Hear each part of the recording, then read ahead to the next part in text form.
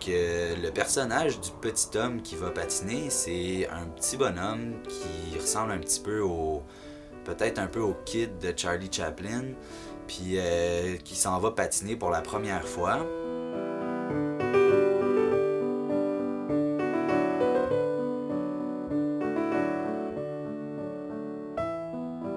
On s'est assis avec Alexandre sur ce concept-là, puis en parlant, on a pensé que ce serait une bonne idée peut-être de venir amener d'autres personnages.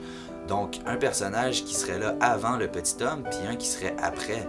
Donc on pensait que c'était intéressant de montrer comment, de génération en génération, on passait le message de c'était quoi le plaisir de patiner.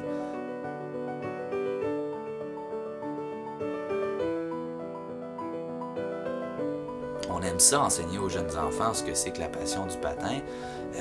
Donc, on a pensé que c'était une bonne idée de le mettre en histoire, le mettre en image avec la musique. Donc, on a rajouté le personnage d'un patineur plus vieux qui pousserait un peu le jeune à persévérer pour finalement se rendre compte que c'est juste du patin, c'est rien de dramatique. Ce qui est important, c'est de s'amuser, puis ce qui est important, c'est de découvrir la glace et tout ça. Au début, Camille, t'as full de temps, là, quand même. Tu sais, au début, là, quand t'as de la misère, faut que tu montres là, que c'est comme si c'est la première fois que tu voyais de la glace. Tu sais, tu vois-tu les petits là, qui arrivent avec leur casque là, dans les cours, là? Ben ouais, c'est ça. Mais quand on travaille dans le patin libre, l'alternative que c'est de sentir ce qu'on fait. Quand on crée un personnage puis qu'on le patine, on est ce personnage-là. Je pense que c'est ça qui est vraiment différent, puis c'est ça qu'on répète sur la glace.